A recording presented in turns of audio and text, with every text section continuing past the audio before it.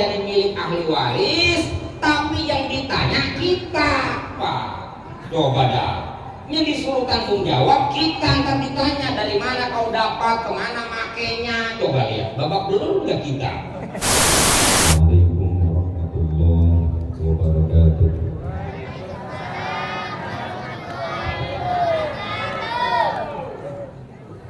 Alhamdulillah, nahmaduhu wa nusalli wa nusallimu ala rasulihil karim, hamidan wa musalliyan wa musalliman.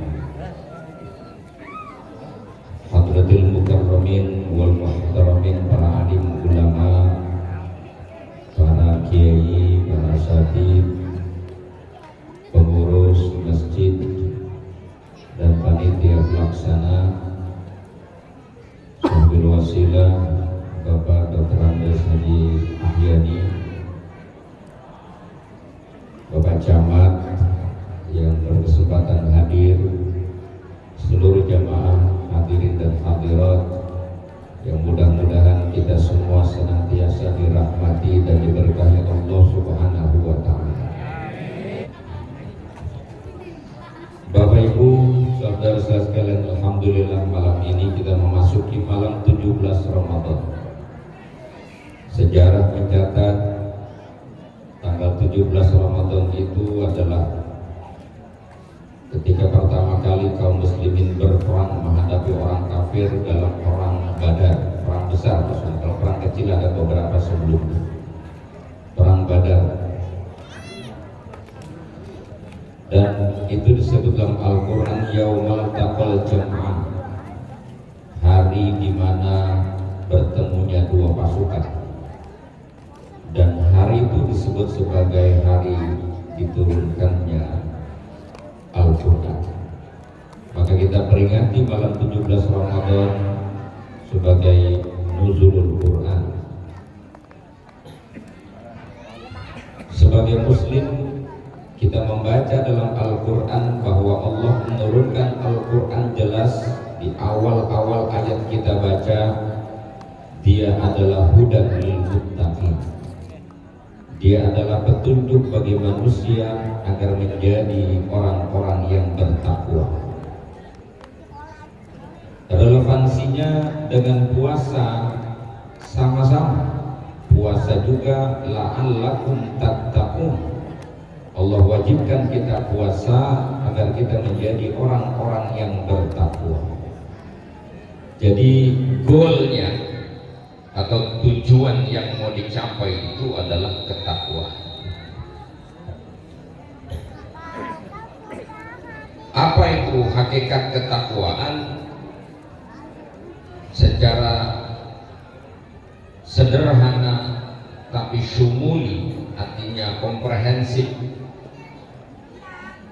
diungkapkan oleh seorang yang disebut oleh Nabi sebagai babul ilmi, pintunya ilmu pengetahuan, yaitu Sayyidina Ali radhiyallahu anhu mengungkapkan bahwa takwa itu adalah ibaratun anil khauf ma'al jalil wal amalu bit tanzil war ridha bil qalil wal isti'dad liyaumir rahim. Takwa itu adalah bentuknya ada rasa takut yang disertai ketundukan kepada Allah, lalu orang tersebut melaksanakan apa yang telah diturunkan oleh Allah berupa ajaran, yaitu wahyu.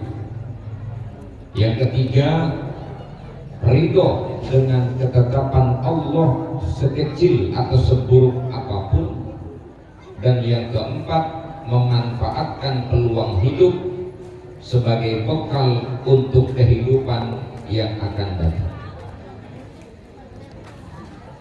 Jadi bicara ketakwaan itu tidak boleh pernah lari dari apa yang disebut dengan tanzil.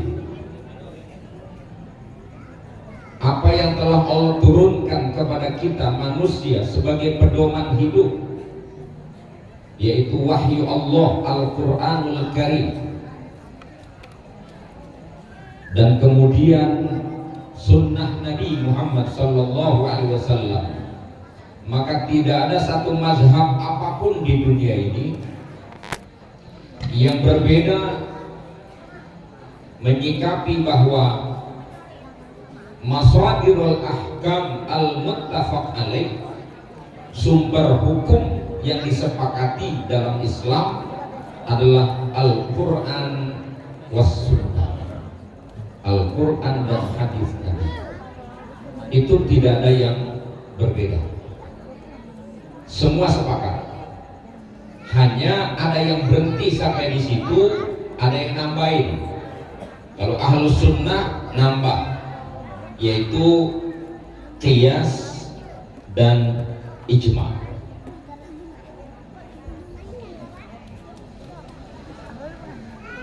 Posisi Al-Quran sebagai pedoman hidup itu yang kita peringati malam ini, paling tidak kita harus selalu mengingatkan diri kita, apakah pola hidup kita itu sudah sesuai dengan Al-Quran. Karena prinsip takwa yang digariskan Sayyidina Ali tadi itu al-amalu bitanzil, orang bertakwa hidupnya harus menyesuaikan dengan apa yang Allah turunkan, apa yang Allah firmankan, apa yang disabdakan oleh nabinya. Persoalannya kita ini sudah punya Quran, kita mempercayai Quran, mengimani Quran, sudahkah kita mengamalkan Al-Quran? Jangan sampai kita masuk pada kategori orang yang disebut oleh Syekh Ibrahim bin Adham, yang berpotensi menjadi orang-orang yang mati hatinya adalah orang yang mengaku beriman dengan Quran tapi tidak mau mengamalkan Al-Quran. Kau percaya Al-Quran itu firman Allah, kau mengimani Quran itu sebagai wahyu Allah, tetapi mengapa kamu tidak mau hidup dan jalan hidupmu tidak sesuai dengan Al-Quran? Maka nanti pada gilirannya Quran bisa menghujat kita di hadapan Allah. Pantaslah kalau kemudian Nabi memberikan begitu banyak sekali keutamaan, keunggulan Al-Quran maupun orang-orang yang terlibat dengan Quran. Salah satu yang sangat menggembirakan kita adalah Nabi mengatakan bahwa ahlul Quran itu adalah ahlullah, orang yang benar-benar berquran. Itu secara harfiah disebut dengan ahlullah. Tapi ahlun bukan diartikan keluarganya Allah, bukan. Orang-orang yang memang berada di jalan Allah dan disebut sebagai wakhassatu, orang-orang istimewanya Allah Subhanahu wa ta'ala. Dan bahkan bagi yang menghafal Al-Quran,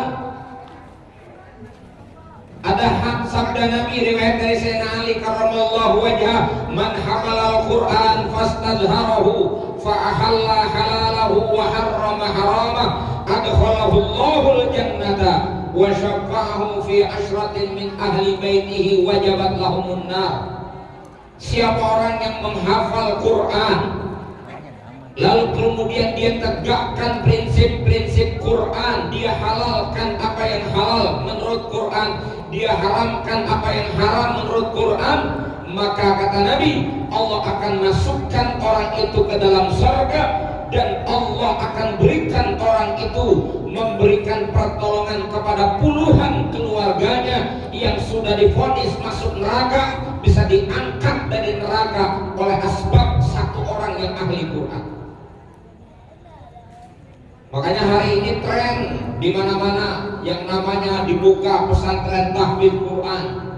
Kan baru belakangan ini rame gara-gara RCTI.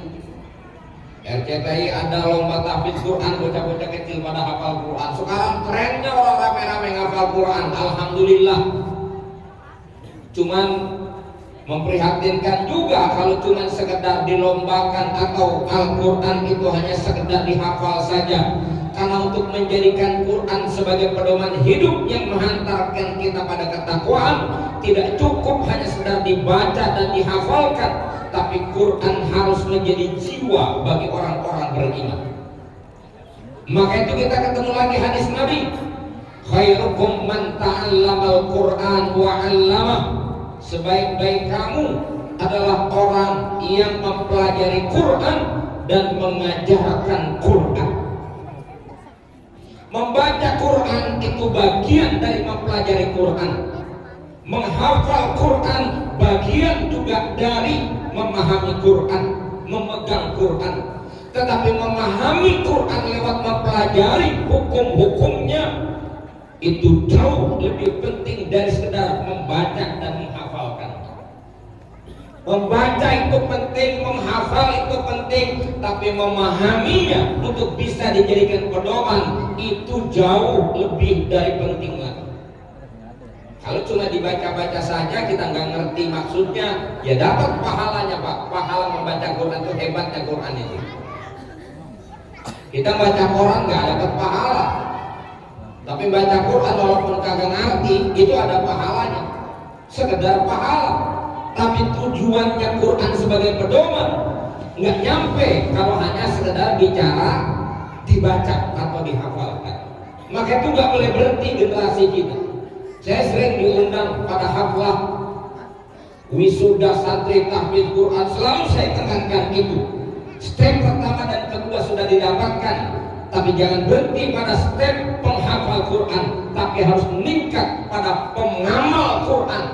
Dan untuk sampai kepada pengamal Quran, orang harus memahami Quran dengan sesungguhnya. Tadi udah singgung sama Pak Ahdian. Belakangan ini ada banyak tokoh-tokoh yang tampil di TV. Kalau dulu kita memang sering berdebat di wilayah offline, Pak. Orang-orang yang selalu meneriakkan bahasa kita harus kembali kepada Quran. Berislam itu pedoman kita cukup Quran dan hadis saja. Bahkan ada yang sangat konyol, mereka katakan kita tidak perlu ulama, nggak perlu ulama, cukup Quran dan hadis saja. Ini kata-kata kita berpedoman kepada Quran dan hadis sudah benar, tapi kata-kata itu mengandung makna yang menyesatkan. Apa? Bagaimana mungkin hidup kita cukup dengan Quran dan hadis ketika kita membacanya saja masih bermasalah, apalagi memahami hukum dan isi kandungan Quran. Maka diperlukan orang yang benar-benar paham. Siapa? Ya ulama. Nggak ada lagi. Maka kita nggak boleh lari dari ulama. Bu, baca Quran susah nggak? Timbang baca doang susah. Apalagi memahami. Kalau orang pedoman hidupnya Quran dan hadis, kemudian dia punya Quran di rumah, Quran terjemah, dia baca-baca. Timbang dia baca di situ, dia tidak akan pernah bisa memilah dan memilih karena dia tidak punya perangkat untuk memahaminya. Dibutuhkan sedemikian banyak disiplin ilmu lain untuk memahami Al-Quran. Dari mulai bahasa Arabnya, nahwu dan sorofnya, belum balaghahnya dengan 3 disiplin ilmunya. Dari mulai ilmu bayan, badi dan ma'ani, dia juga mesti paham tentang asbabun nuzulnya Quran, dan dia mesti ngerti asbabul wurudnya hadis Nabi, dan dia mesti mengerti betul detail-detail kata-kata dalam Al-Quran, lafaz yang digunakan. Apakah dia lafaz ini bersifat am? Kalau dia am berarti ada kalimat khosnya yang menjadi mukhassisnya. Kalau kalimat ini mutlak, dia harus ada mukhayyidnya. Dan ayat ini apakah masih bisa dipakai atau tidak, mesti dilihat lewat ilmu yang namanya nasikh dan mansukh.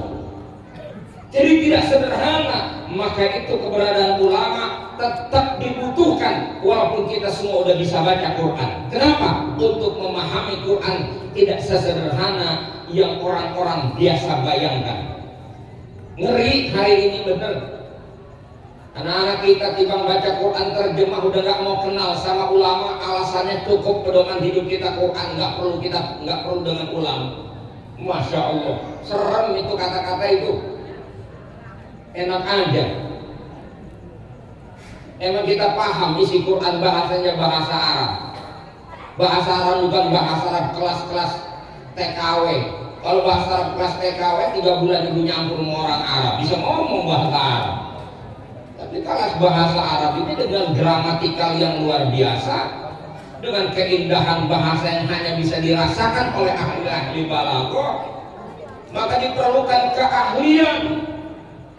Maka itu wajar kalau Nabi katakan khairukum man ta'allamal Qur'an wa 'allamah. Sebaik-baik kamu adalah orang yang mempelajari Quran dan kemudian mau mengajarkan Quran kepada Allah. Dan ayat-ayat Quran yang sifatnya tekstual sekarang kita bisa baca, itu mesti dipahami secara menyeluruh. Bahasa kerennya secara kontekstual. Nenek ngerti gak sih bahasa iya?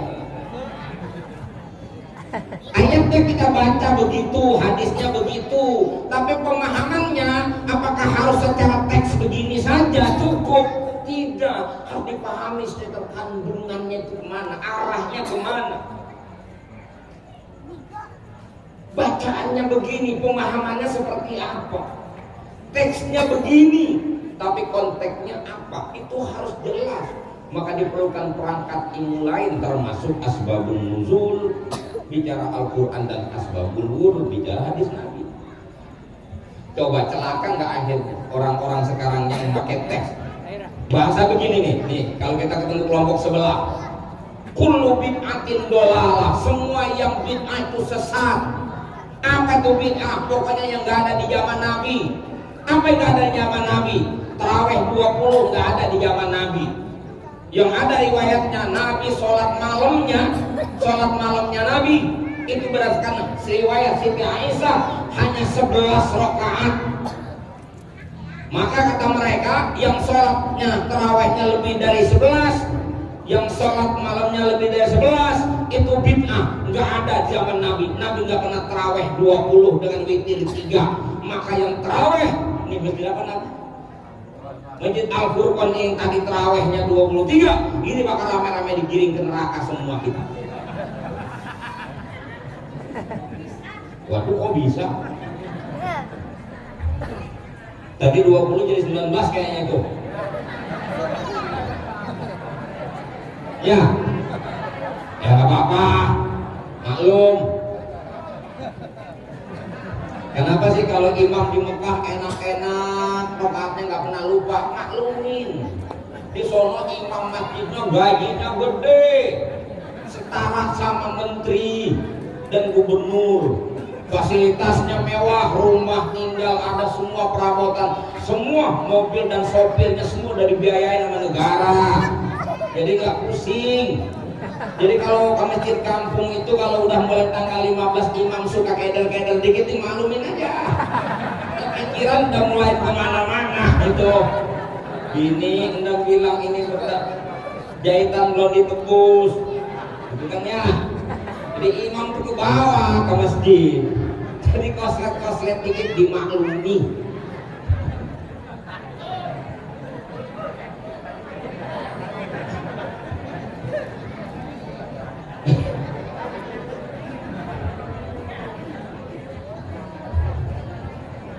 Kalau imam sono bagus-bagus bacaannya nggak pernah salah, ya wajar aja gajinya. Jadi kalaupun dia fokus wajar, emang tugasnya bener. Kalau makan imam kita imam cabutan semua, yang gratisan. Hamba Allah. Saya balik. Itu pemahamannya. Bid'ah ya bid'ah aja sama dia. Pokoknya udah bid'ah titik, udah. Bid'ah yang nggak ada zaman Nabi kata dia. Apa yang ada zaman Nabi? Bid'ah. Kullu bid'atin dolalah. Semua yang bid'ah sesat. Yang sesat masuk neraka. Termasuk yang tarawehnya 20 karena Nabi yang ngerjain, berarti bakal masuk. Ikut saya. Kan saya lagi kasih contoh. Itu tuh kakuknya mereka memahami agama, sebegitu kakuknya mereka itu. Karena hanya bicara teksnya. Kullu bid'atin. Tapi begitu kita bilang kalau gitu ente juga masuk neraka karena ente pergi haji kemana-mana naik pesawat, Nabi nggak naik pesawat. Ente kemana-mana naik mobil, Nabi nggak naik mobil, itu ganti sama onta. Enggak, kalau itu urusan dunia. Loh, tadi dia bilang pokoknya tanpa kecuali, semua apa aja. Giliran kita bilang mobil sama pesawat, dia bilang itu nggak masuk karena itu urusan dunia. Kan berarti kagak semua. Itu sewot nih.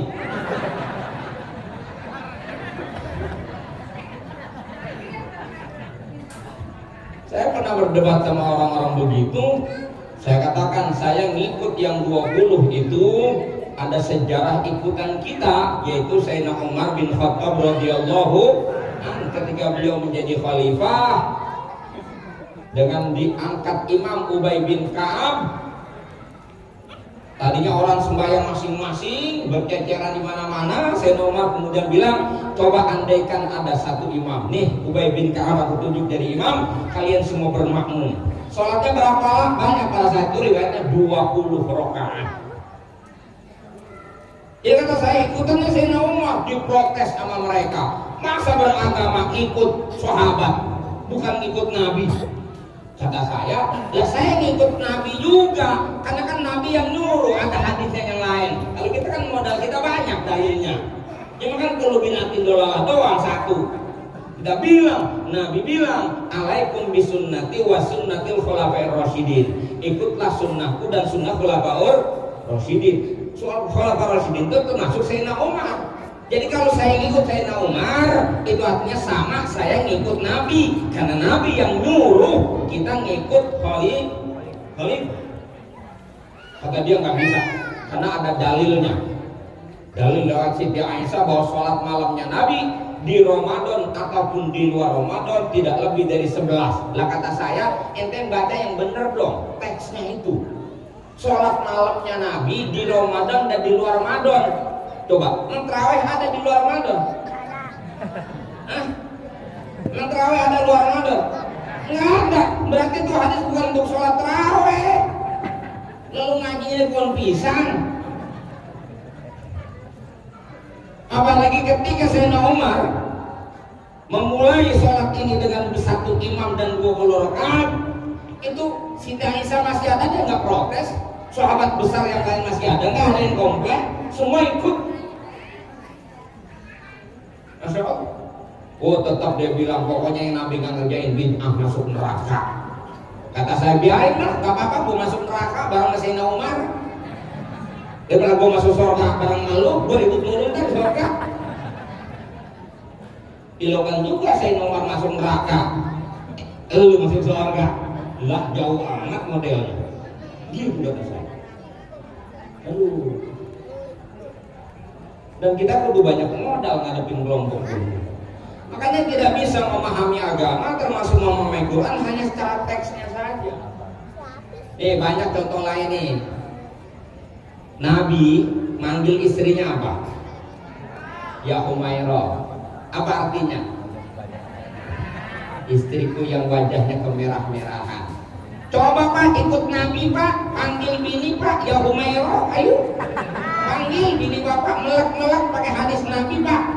Ngikutin Nabi kan sunnah, ngikutin Nabi kan. Pernah nggak panggil bininya Humairah? Ayo, kudu ikut. Ikutin cowok, panggil bini ente ya Humairah.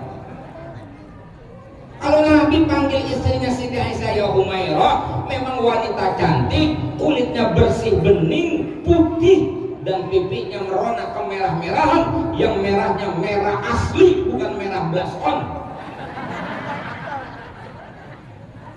Dia panggil istrinya ya Humairah. Bapak mau manggil bini bapak ya Humairah, bini bapak itu. Salah buatannya bapak bukan malah damai sama istri, malah bini ribut sama bini. Ngelak-ngelak pakai hadis Nabi malah ribut sama bini kita. Jadi masalah enggak? Maka itu mesti dipahami secara konteks, bukan secara teks. Secara konteks artinya Nabi begitu menyayangi istrinya, Nabi begitu memanjakan istrinya. Nah kita harus ikut Nabi apa? Sayangi istri, manjakan istri, Pak. Setidaknya itu kan bentuk pujian Nabi namanya. Itu hinaan apa pujian? Nabi manggil ya Humairah. Pujian. Artinya kita ikut Nabi, tapi tidak perlu manggil bini kita ya Humairah kalau bini kita hitam. Kita masih tetap bisa ikut sunnah Nabi ketika kita sesekali sebagai suami pintar-pintar muji istri sendiri, jangan cuma pintar muji bini orang. Ini kan suka kebalik, bini orang dipuji, bini sendiri juga ada bagusnya. Ada begitu tuh, ada? Tuh, ngomong emak-emak tuh. Nah. Sama itu juga ikutin sunnah Nabi apa? Pujilah suamimu. Kalaupun tidak sering-sering, sesekali puji suamimu. Jangan suka muji laki orang. Laki sendiri nggak pernah dipuji, setiap hari muji laki orang melulu. Sakit nggak Pak? Jujur Pak saya tanya, sakit nggak kalau begitu? Oh, jujur doakan suamimu. Ibu pengen masuk surga nyakitin hati suami, berat urusannya. Puji suamimu biar petot-petot kunci surga. Ibu-ibu kan suka berbangga kalau sama anak. Nah, surgamu di bawah telapak kaki ibu. Keren bener ini ibu. Wah, menang banyak dia. Nah, surgamu di bawah telapak kaki ibu. Tapi sadarkah ibu surga ibu ada di mana? Surga ibu ada di ridhonya suami. Jangan macem-macem. Saya kunci di situ. Nabi pulang malam, kemalaman. Nabi nggak ngetok pintu rumah istrinya, tapi Nabi lebih memilih menggelar sejadah di depan pintu. Dan Nabi tidur malam itu di depan pintu di atas sorbannya. Pak, ngikutin Nabi Pak? Ayo. Pak Camat kalau pulang ke malam gelar jaket depan pintu. Ustadz pulang ceramah ke malam gelar sorban depan pintu. Lama-lama Hansip lewat dia bilang nih Ustadz bikin apa? Bikin main-main, bikin PA aja. Ya kan nggak mesti begitu juga kita niru Nabi sampai gelar sejadah, gelar sorban depan pintu. Apa yang Nabi lakukan itu adalah tindakan Nabi yang sangat sayang sama istrinya. Nabi sangat peduli dengan istrinya dan Nabi nggak pernah mau menyakiti istrinya. Saking tidak mau menyakiti, Nabi mengganggu tidur istrinya saja Nabi nggak mau. Maka Nabi lebih memilih tidur di depan pintu ketimbang mengganggu kenikmatan tidur istrinya. Nah kalau persoalan kita pahami di situ, kita nggak boleh nyakitin istri, jangan ganggu istri, kan banyak pilihannya. Yang pertama, kemana-mana kunci bawa, kan bisa, betul. Kalau kuncinya satu, bikin duplikat. Betul. Kan ada cara supaya jangan ganggu istri atau pulang ke istri yang lain. Kan bisa.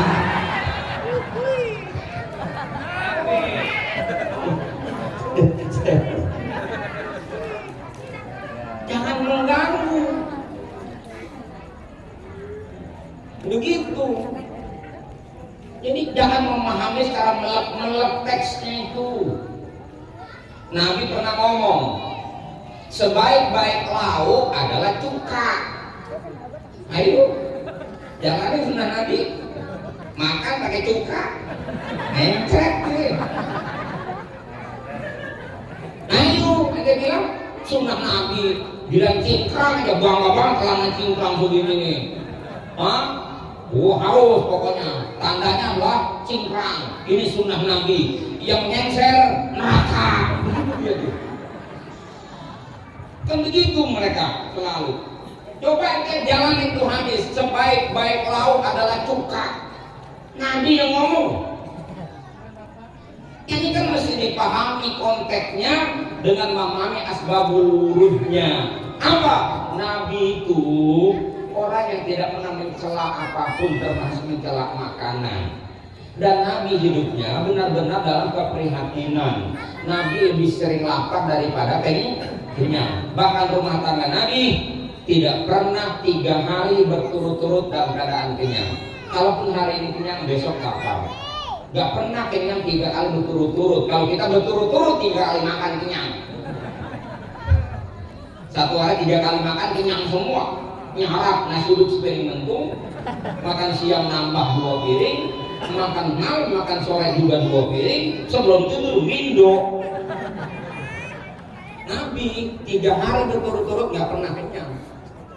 Nah, begitu Nabi pulang di rumah salah satu Nabi katakan, adakah makanan yang bisa dimakan? Ada. Roti yang terbuat dari gandum kasar. Terus kan roti gandum kasar kalau dimakan kan bisa nyelak ini urusannya. Nggak ada dorongannya, nggak ada lauknya. Terus katanya ada temennya nggak, kalau bahasa kita nih ada lauknya enggak? Ya enggak ada ya Rasulullah. Coba lihat di dapur coba. Ternyata di dapur cuma ada cuka doang. Dia datang ya Rasul, nggak ada apa-apa di dapur, cuma ini doang adanya cuka. Kata Nabi, sebaik-baik lauk adalah cuka. Gitu. Kalau tidak buat nemenin roti gandum itu kan kebangetan renyah.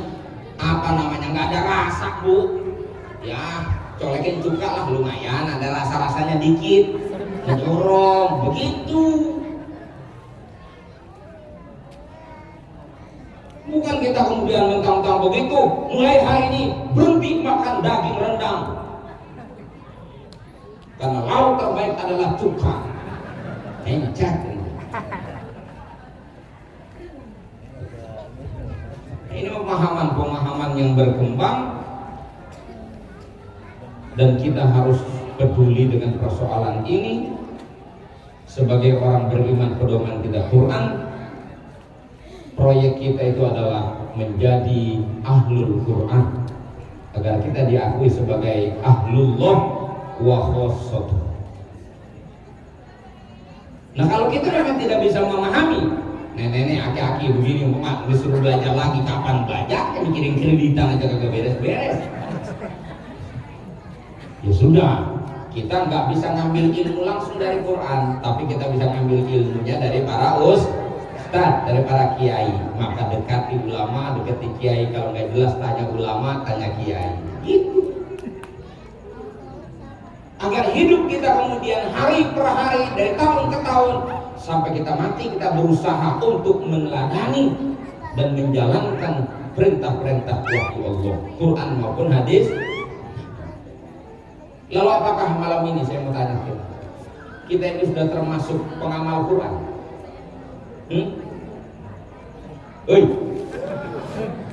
Apakah kita sudah termasuk pengamal Quran? Alhamdulillah, jujur ngakunya. Sama saya juga. Tapi mudah-mudahan kalaupun kita katakan saya belum, bukan berarti tidak. Namanya belum, kita tetap kepengen jalanin Quran dalam hidup kita. Ayo kita lihat. Ini potretnya nih, saya ambil contoh. Lewat contoh saya kalau ceramah, supaya gampang dipahami. Jangan merasa bahwa kita udah paling hebat, paling berpedoman Quran. Mohon maaf, karena ada orang merasa sudah. Hari ini kan banyak banget orang merasa pak, ya, pinter merasa, dan ada merasa pinter, itu beda tuh. Ada orang merasa pinter, ada orang pinter merasa. Yang bagus itu pinter merasa. Merasa kalau saya masih begini, masih jauh, tapi pengen sempurna kan gitu. Tapi ada orang yang merasa pinter, pokoknya hidupnya 24 jam katanya sudah sesuai dengan Quran. Yuk kita lihat yuk. Ini saya ngajak ini rujukannya apa yang telah dianalisa oleh ulama besar, Syekhatin Al-Asam. Beliau katakan begini, ra'aitu kulla syahsin, ra'aitu kulla man lahu syai'un lahu qimah yahfazuhu aku memperhatikan orang yang memiliki sesuatu yang dianggap berharga itu pasti akan dia jaga. Masuk akal nggak? Masuk akal nggak? Orang kalau punya sesuatu yang berharga pasti akan dijagain. Bapak punya mobil, dijagain, dibuatin gerasi khusus, betul? Ibu punya emas, dijaga nggak emasnya? Dijaga. Bahkan jaganya kuncinya berlapis-lapis itu emas. Jangankan 10 kilo, cuma 10 gram aja ibu ngotot banget jaga. Di bang 10 gram aja itu emas dijagain berlapis-lapis. Minimal ada 6 sampai 7 lapis. 1 dompet dari toko emas. Kunci kedua kotak perhiasan. Kunci ketiga laci lemari, karena naruhnya di dalam laci lemari. Kunci keempat pintu lemari, ini kunci 4 juga. Lemari itu naruhnya nggak di jalanan, naruhnya di dalam kamar. Yang kamarnya itu akan dia kunci kalau dia keluar rumah. Berapa berarti? 5. Rumah itu kan ada pintunya. Kalau dengan kondangannya kunci nggak pintunya. Berapa tuh? Rumah ada kamarnya 7. 10 gram doang 7. Saking takut emasnya hilang. Betul? Anak muda saking sayang sama si doi, nggak boleh disentuh dan diganggu siapapun.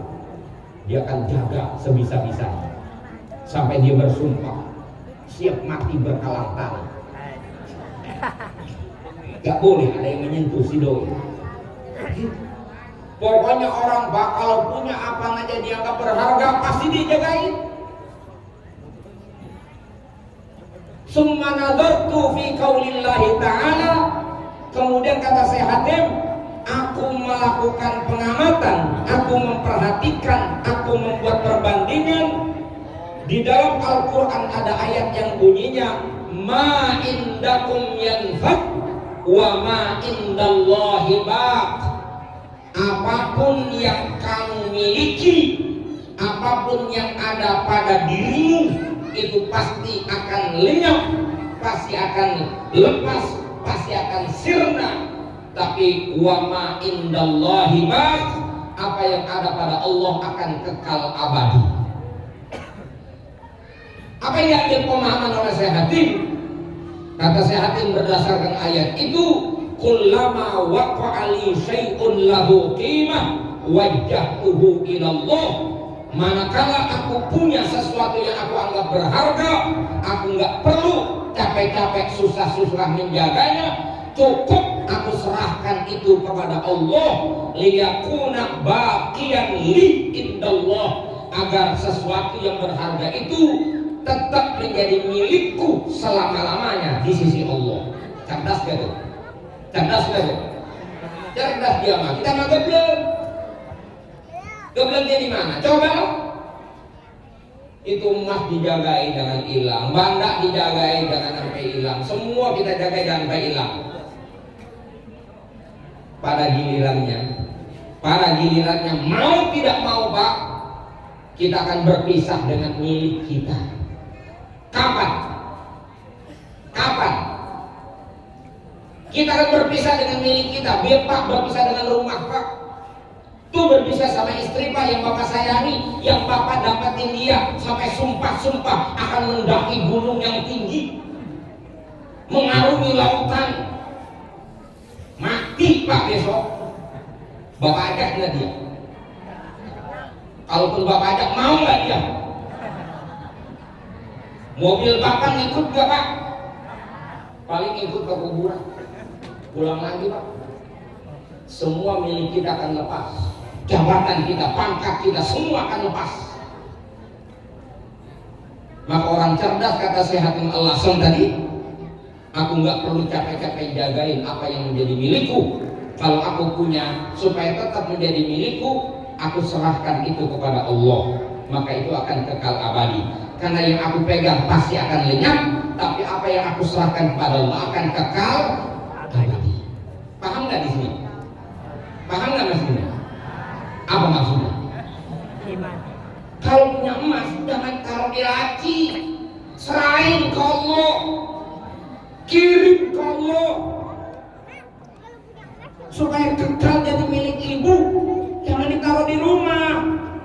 kirim ke Allah. Caranya ini masjid belum jadi tuh, kirim sama pengurus. Nah, betul nggak? Itu caranya. Pak, bapak ngumpulin duit capek-capek bikin rumah sampai hukum halal haram saking pengen punya banyak, bapak cari pak sungsang sunda jungkir balik pak. Bapak bikin rumah, beli mobil, penuhi fasilitas hidup. Besok maghrib bapak mati pak. Begitu bapak mati pak, masya Allah pak. Kalau malam itu boleh dikuburin pak, bapak dikuburin di malam itu pak. Tapi kalau kemalaman tukang gali kubur pada pulang, kata Ustaz besok aja baru kita kuburin. Lalu Ustaz mencoba berbicara kepada istri bapak, Bu, jenazah bapak besok aja baru kita kebumikan. Malam ini biarlah bapak di kamar ini, dan ibu silakan malam ini anggap aja malam terakhir. Mau istri bapak mau? Dia sedih-sedih lagi kucek-kucek mata. Begitu dengar omongan Ustaz begitu langsung bangun. Gak bisa Pak Ustaz, gak bisa. Keluarin Pak Ustaz, keluarin. Kata Ustaz taruh di mana? Terserah Pak, taruh di mana kek, di gerasi kek, bukan asal jangan di sini. Bapak pernah ngebayangin nggak Pak bahwa kita bakal diusir sama bini kita? Siaran nggak Pak?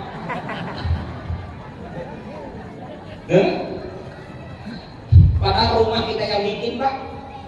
Rumah kita yang bikin Pak, berantem-berantem sama teman bisnis Pak.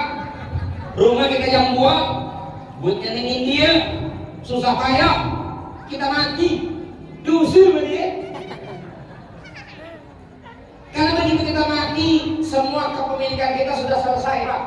Lepas semua mobil tidak lagi milik Bapak, rumah tidak lagi milik Bapak. Itu rumah Bapak, tabungan Bapak, deposit Bapak, saham Bapak, itu sudah lepas, itu jatuh ke ahli waris semua.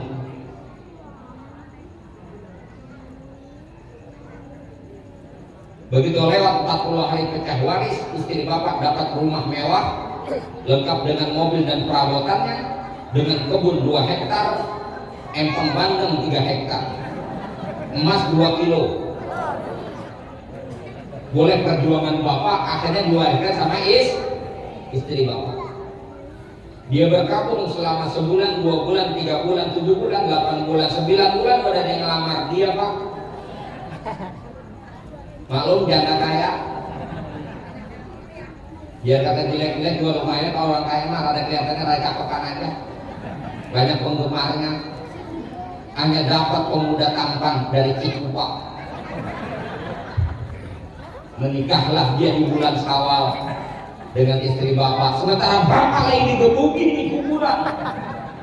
Karena Bapak nyari hartanya jorok, halal haram Bapak ambil aja, Bapak bawa pulang, Bapak nanggung akibatnya, diseksa di kuburan habis-habis Bapak keluar. Cerita nggak ada yang dengar. Istri Bapak sedang bersenang-senang. Dia nikah dengan pemuda dan berondong dari Cikupa. Dan dia tidak malam pertama tidak sewa hotel karena rumahnya rumah mewah, dan dia bersenang-senang menikmati bulan madunya bersama berondong dari Cikupa, sementara bapak-bapak blur di dalam kuburan. Pikirin halus-halus Pak.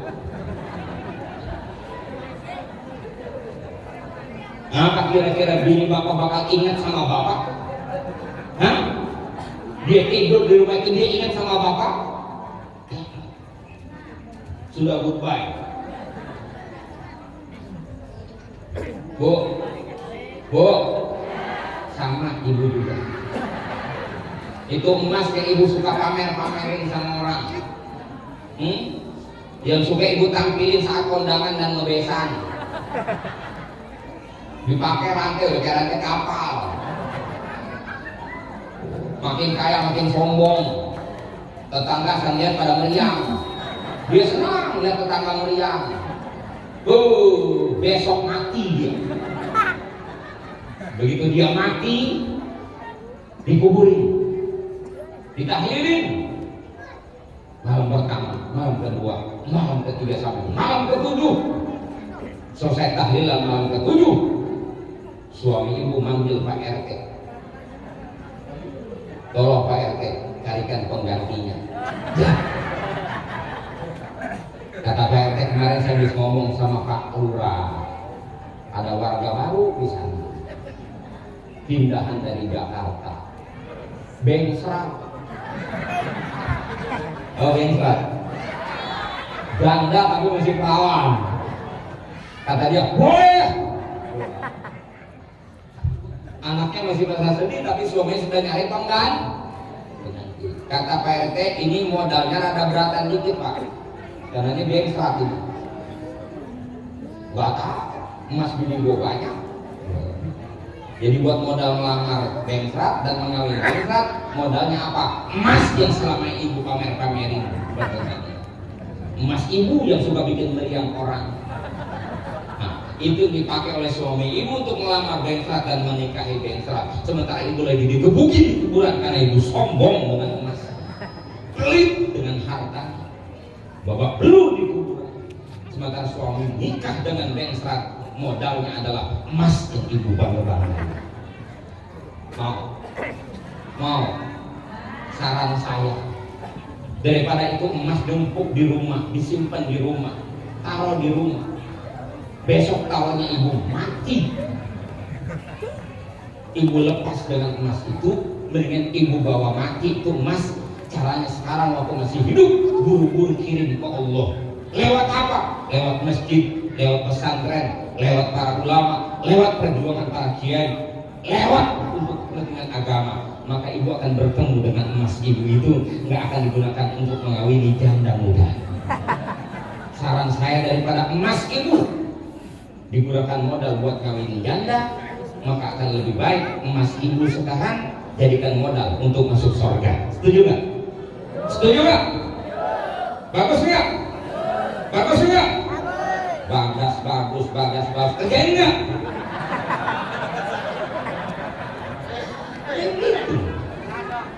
Konsepnya udah bagus. Itu ayat nggak lewat begitu aja. Harusnya apa yang kau miliki akan lenyap, apa yang ada di Allah akan kekal abadi. Kalau pakai akal cerdas, ya buat apa kita capek-capek jagain? Mendingan kita serahin ke Allah, akan jadi milik abadi. Apa kata Nabi? Malaka min malika illa ma akalta fa abnaita wa maktasaita fa ablaita wa matasaddaqta fa abkhaita. Nabi itu kalimatnya dahsyat betul. Tidaklah kamu dengan hartamu itu kecuali apa yang kau makan itu akan habis, apa yang kau pakai akan jelek, akan rusak, dan apa yang kau sedekahkan akan abadi. Ibu pengennya hartanya abadi atau lenyap sih?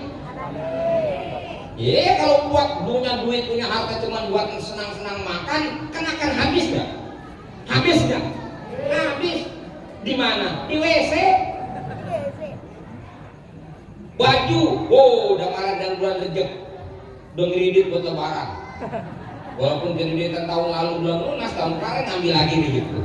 Udah siap kan mau lebaran?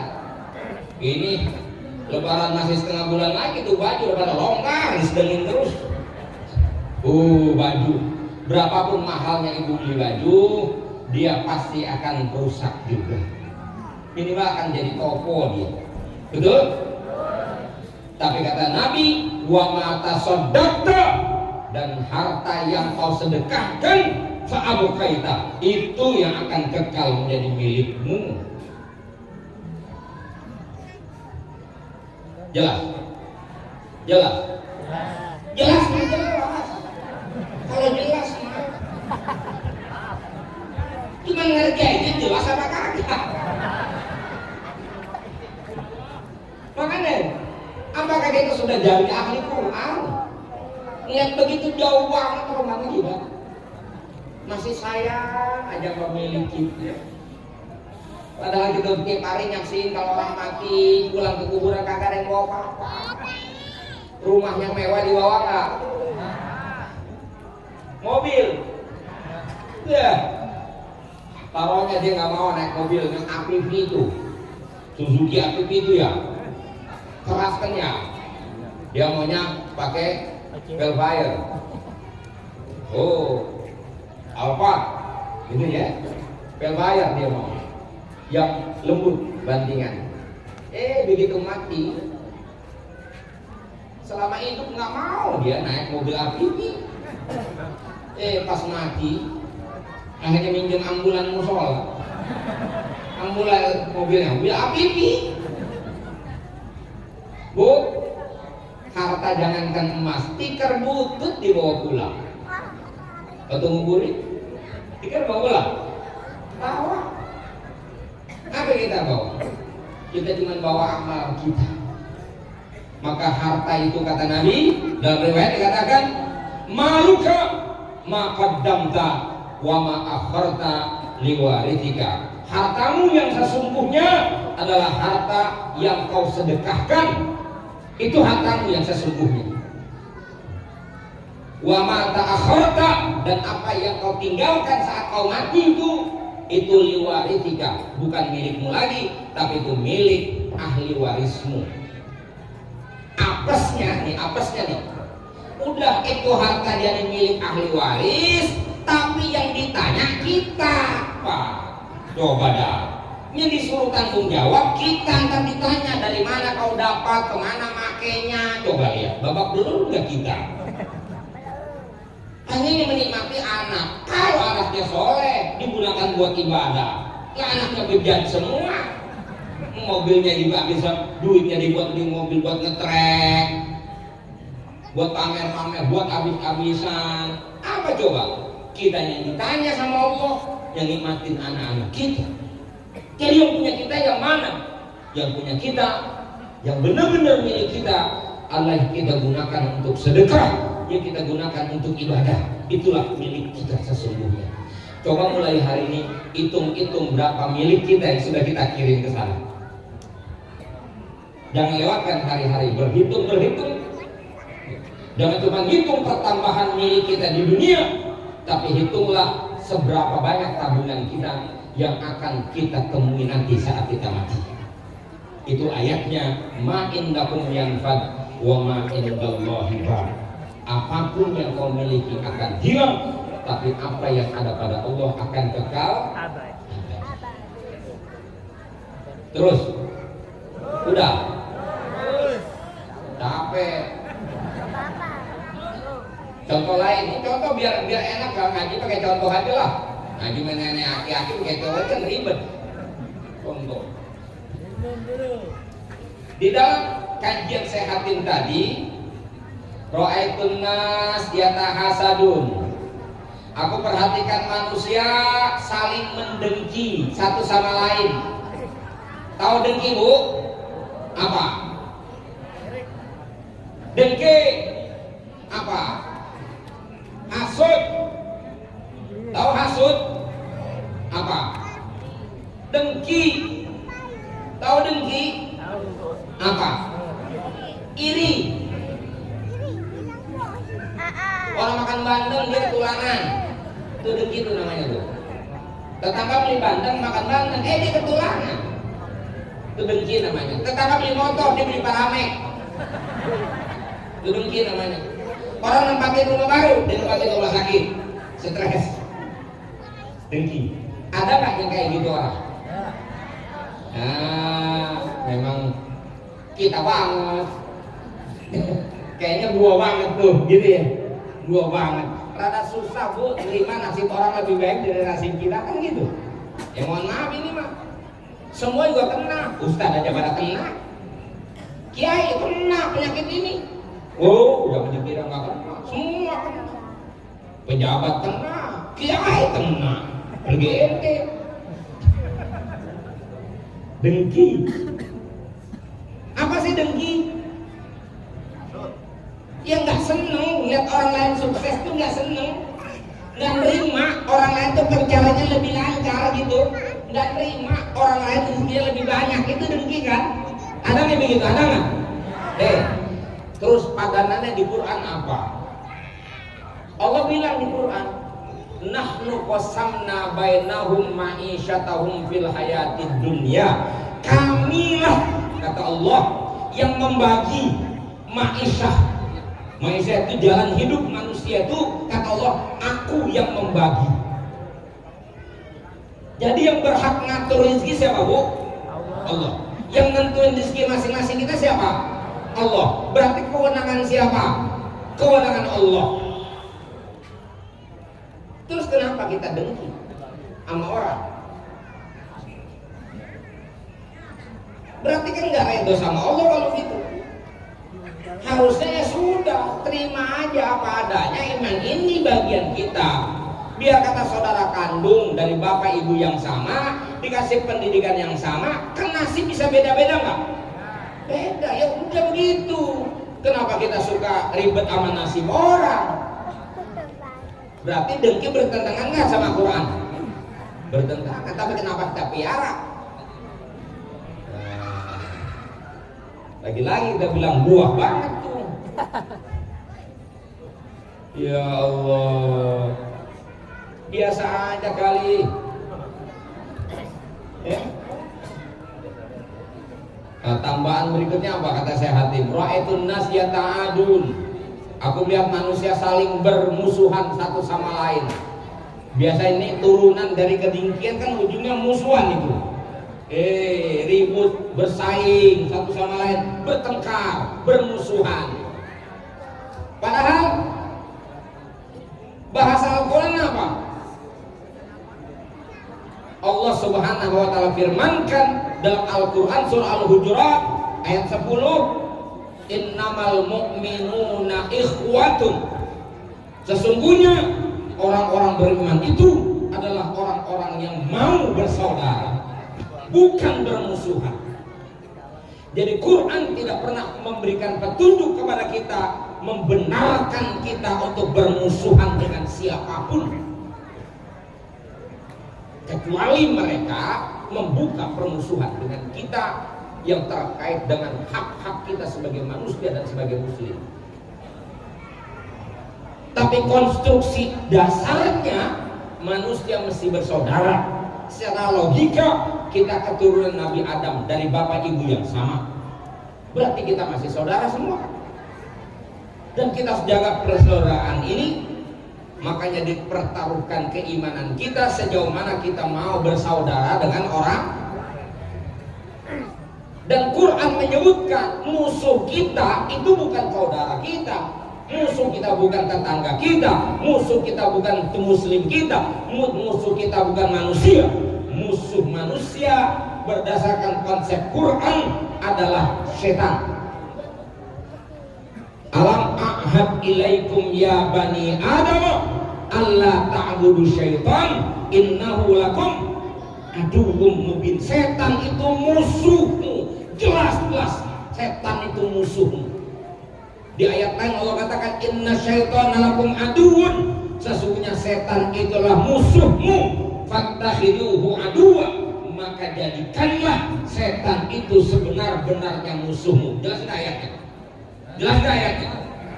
Manusia adalah saudara kita, musuh kita adalah setan. Jangan dibalik. Yang terjadi kan kebalik. Manusia kita jadiin musuh, setan jadi kawan. Nah, ada kayak begitu? Lah lagi-lagi kita bantah. Di tahun politiknya besok 2024. Dari mulai pileg sampai pilpres kan berkubu-kubu. Kita bersaudara dalam satu negara Republik Indonesia dalam hajatan demokrasi. Namanya hajatan, gunakanlah untuk sama-sama bersenang-senang. Jangan dipakai buat ajang keributan dan permusuhan. Kita saling menghargai pilihan masing-masing. Jangan sampai dirusak persaudaraan kita hanya gara-gara urusan pilih memilih. Kita semua punya hak memilih tanpa boleh ditekan oleh siapapun. Dan kita menghargai pilihan orang. Bahkan pilihan yang berbeda ada hal yang sangat biasa. Dan itu tidak boleh dijadikan alasan kita untuk bermusuhan. Musuh kita adalah setan, bukan manusia. Makanya kalau ada manusia senang musuhan, nah itu paling gampang. Kalau pengen tahu lihat wujudnya setan, itu dia tuh orangnya tuh. Itu aja udah lah. Betul ya? Ayatnya kita disuruh bersaudara, berkasih sayang. Ini puasa kita dilatih berkasih sayang. Wujud bersaudara itu apa? Setidaknya kita tidak mengganggu orang. Syukur-syukur hidup kita bermanfaat bagi orang. Puasa kita lapar, dilatih untuk merasakan derita lapar. Itu artinya setelah kita puasa, kita tidak pernah boleh membiarkan ada orang kelaparan di kanan kita. Ada saatnya kita bertemu orang yang kesusahan, karena kita saudara, jangan biarkan mereka dalam kesusahan. Itulah yang disebut dengan saudara. Jangan cuma ngaku bersaudara, tapi urusannya masing-masing. Kita mesti punya kepedulian. Namanya syahrul puasa. Ini Ramadan membangun bulan tenggang rasa, bulan solidaritas, untuk membangun soliditas. Bahasa kerennya begitu. Kita sebagai umat Nabi Muhammad, lebih-lebih sebagai sesama muslim. Makanya besok, ya, kemarin harusnya sebelum Ramadan kita udah menyelesaikan semua urusan. Dan ajaran dari Nabi kita, ketika Allah turunkan ayat, Allah Subhanahu wa ta'ala turunkan ayat, khudil afwa wa'mur bil ma'ruf wa'arid anil jahilin. Maafkanlah orang, maafkanlah, teruslah kamu mengajak pada kebaikan, dan berpalinglah dari orang-orang zalim. Lalu Nabi nanya pemahamannya tentang ayat ini kepada Jibril. Jawabannya adalah, kau harus memberi buat orang yang tidak mau memberi, kau maafkan orang yang berlaku zalim kepadamu. Kalau dalam redaksi hadis Nabi, wa'fu amman zalama, maafkan orang yang menzalimi kamu, karena hakikatnya mereka adalah saudara. Silman qata'a, sambung hubungan orang yang mutusin hubungan dengan kamu. Wa'fu amman zalama, maafin orang yang berlaku zalim. Wa'ti amman haramak, memberilah kamu kepada orang yang pelit sama kamu. Keren gak tuh ajaran Nabi? Keren gak? Itu perintah Quran dan perintah Nabi. Kita mesti apa? Pedoman kita Quran dan hadis Nabi. Kita umat Islam, pedomannya Quran. Ikutan kita Nabi. Mau ikut siapa coba? Memang di situ itu perintah. Silman kota, bu, besok Lebaran, ya, coba bangun proyek baru. Jangan hanya berkunjung dengan yang akrab-akrab saja. Berkunjunglah ke rumah keluarga, saudara yang selama ini udah putus. Datangi. Keren, itu perintah Nabi. Jangan bilang, gua mah kalau dia datang ke rumah gua datang. Kalau dia nggak datang, mampus juga boga. Nggak ajaran Nabi. Ya.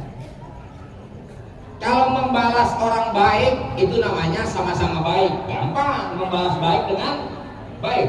Membalas orang jahat dengan baik, itu baru keren. Tuh, silman kotor kata Nabi.